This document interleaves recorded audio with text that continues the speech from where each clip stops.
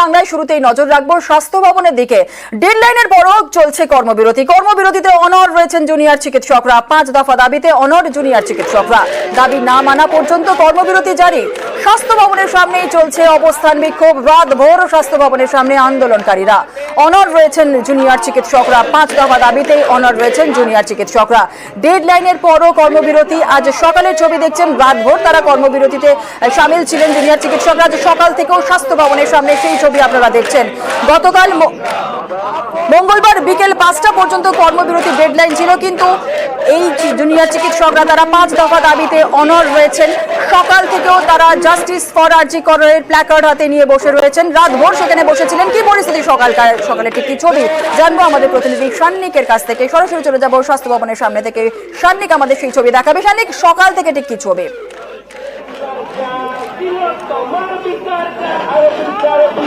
দেখো, গতকাল স্বাস্থ্য ভবনের সামনে বিকেলবেলা এসে পৌঁছানোর পর তারপর থেকে গোটা রাত তারা এখানে বসে রয়েছেন। চিকিৎসকরা যারা বিভিন্ন হাসপাতালে এতদিন যাদেরকে আমরা চিকিৎসা পরিষেবা দিয়ে দেখে আসতে অভ্যস্ত, তারা এইভাবে রাস্তায় বসে রয়েছেন। গোটা রাত তারা বসে রয়েছেন এবং তাদের দাবিটা কিন্তু একেবারে স্পষ্ট। যে 5 দফার দাবি তারা বারংবার সামনে রেখেছিলেন, সেই 5 দফা দাবি এখনো তাদের কিন্তু মূল আলোচ্য বিষয়।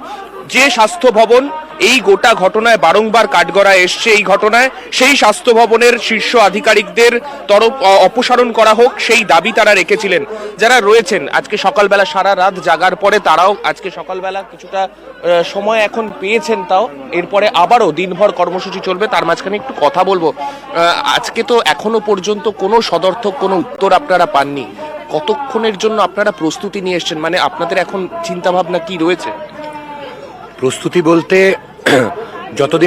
যতদিন না স্বাস্থ্য ভবনের যে ঘুঘুর বাসা তার 3 মাথা ডিএইচএস, ডিএমই কৌস্তুভ নায়েক এবং হেলথ সেক্রেটারি নিগম, এদের পদত্যাগপত্র আমরা পাচ্ছি। এদের পদত্যাগ হচ্ছে এবং আমাদের যে 5 দফা দাবি, সেই দাবি পূরণ হচ্ছে সঠিকভাবে। আমরা স্বাস্থ্য ভবনের সামনে অবস্থান করব। এই জায়গায় দাঁড়িয়ে একটা বিষয়, যে গতকাল বিকেল 5টা পর্যন্ত সুপ্রিম কোর্টের তরফে বলা হয়েছিল তার মধ্যে না ফিরলে রাজ্য ব্যবস্থা নিতে পারে। সেই জায়গায় এখন যা পরিস্থিতি, তাতে গিয়ে রাজ্য সরকার যে কোনো ব্যবস্থা নিতে পারে। সেই জায়গায় কি আপনারা আপনাদের জায়গাতে অনড়ই থাকছেন? মানে যা ব্যবস্থা নিল সুপ্রিম কোর্ট যেটা বলেছিল যে গতকাল 5টার মধ্যে কাজে না ফিরলে রাজ্য যদি কোনো ব্যবস্থা নেয়, সেক্ষেত্রে সুপ্রিম কোর্ট কোনো বাদ সাধবে না। আমরা সুপ্রিম কোর্টের এই সিদ্ধান্তকে অবশ্যই স্বাগত জানাচ্ছি। সুপ্রিম কোর্ট যেটা মনে করে সেটা করতে পারে। তবে আমরা আন্দোলনের দাবি আদায় না হওয়া অবধি আমরা নিজেদের অবস্থানে অনড় থাকছি, এটুকু আন্দোলনকারীদের পক্ষ থেকে জানাতে পারি। এবার এটাই দেখার, কেননা সারা রাত যারা জুনিয়র ডাক্তাররা তারা এইভাবে রাস্তায় বসে আন্দোলন করছেন, এরপরে ঠিক কি উত্তর আসে নবান্ন বা স্বাস্থ্য ভবনের তরফে, সেই অপেক্ষা যেমন তারা করছেন।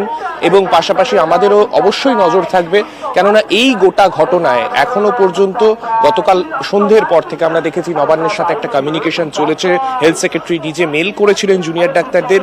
সেই পরিস্থিতিতে নতুন করে কি কি বিষয় এরপর উঠে আসে, সেই দিকে আজকে একেবারে সেদিকে অবশ্যই আমাদেরও নজর থাকবে। বেশ, ধন্যবাদ সান্নিক।